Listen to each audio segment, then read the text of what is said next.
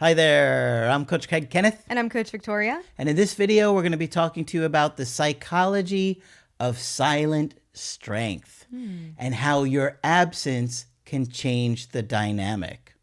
What a title. Yeah, it's a tongue twister.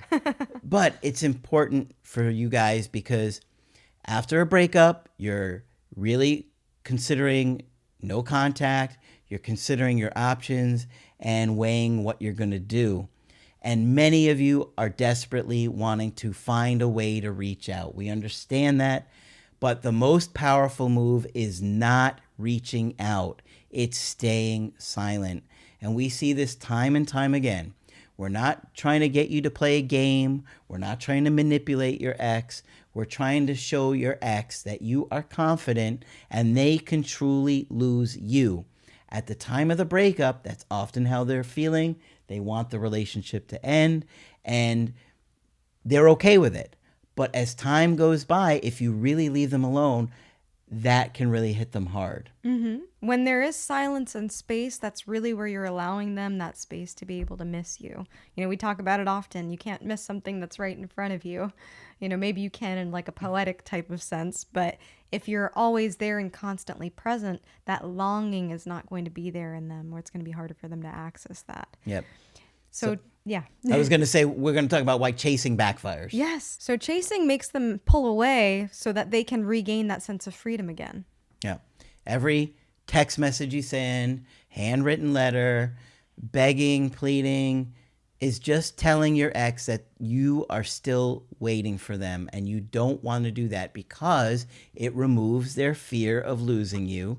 It keeps you emotionally available and controllable for them because they know that they could play games, they could reach out, they could disappear, they could give you breadcrumbs if you're looking too eager or desperate. And it kind of lowers your value in their eyes. Now, it doesn't lower your value as a person, but when you're dealing with attraction, people are going to see you as more attractive or less attractive. And those, chasing behaviors will lower their attraction level. So the harder you try, the safer they feel, and there's no urgency to come back. There's no reflection because they don't have to worry about what they did wrong. You'll take them back no matter what. And they'll respect you less because they know, well, you're going to essentially do whatever you can to be with them. Yeah. And I just want to say attraction is something that waxes and wanes. So it's not a permanent state most of the time. And so it's something to think about. Now, when you disappear, when you're in no contact, when you're not sending them things on social media, no indirect direct messages, you're creating a lot of blank space. And something that I say a lot is that our brain loves to fill in the blank space. So when you're creating that blank space for them, you're allowing them to become more curious about you and what you're doing and leaving more question marks there. Here's what actually happens in their mind. So the pain of losing you becomes more real. They're now experiencing it. They're now experiencing your absence, and they're able to feel that loss more than when you are more present and kind of like always there and always available.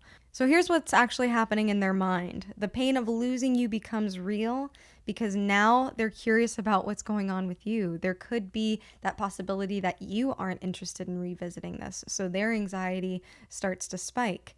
Right now, they're actually experiencing your absence, whereas before, if you were trying to make yourself present or convince them or constantly reaching out, then that's there. Yeah, so it's true that you want them to get that curiosity, but that takes time to get there. They're not initially curious because there's nothing initially to be curious about. They know all the answers, they know how you feel, and they know what you want. But without you constantly giving them attention, that positive energy, they start to realize how much you mean to them. They start to wonder what you're doing, if they're going to lose you to somebody else, who you're with, and if that they're making a big mistake. It shows them that you have self-respect and that you're not going to chase somebody, that you're not desperate, and that you have standards, that you want to be with somebody that wants to be with them. So there's a big difference between, making all these bids and effort and staying silent and allowing them to go through their own process and reach out again. And this is something that I always say, but you always want to think about the alternative here. The alternative being reaching out, the alternative being pouring your anxiety on them and making it their responsibility, the alternative being begging. And so with these other alternatives of kind of putting yourself in their orbit, kind of forcing yourself into their orbit, you often end up irritating them. And you're sending that message of, I need you to validate me. I need you to make me okay. And that's also sending the message of, I have a lot of anxiety. I can't handle this on my own. Low self-worth, that starts to project onto them. And so you have to be really aware of your behavior. And when you're in that mode of being able to be okay with the silence and really harnessing the power of the silence. I know it sounds like very dramatic, but it's true. If you're able to really hone in on that silence and using that time for yourself, the message then becomes, I love you, I care about you, but I need to respect myself enough to focus on myself and heal from this. Yep. It's kind of like both of you have a wound here and your instinct is to like try to fix and heal their wound. Meanwhile, you have a wound that's gaping open, bleeding and unable to attend to yourself. So this is really the power of silence, being able to say, I'm going to distance myself so I can care for myself. Or another way to look at it is that you both have these wounds and you want them to take care of your wound. Yeah. Like, no, don't worry about you. Take care of me over here. Yeah. And so you look like you can't take care of yourself. When you are in no contact, as we teach it, if you're really, truly focusing on the personal growth and you're doing the workbooks every day or the creative healing course, and you're really focusing beyond no contact, you can really change the dynamic and you can really put yourself in a position to reattract them again. Your absence is just the first step.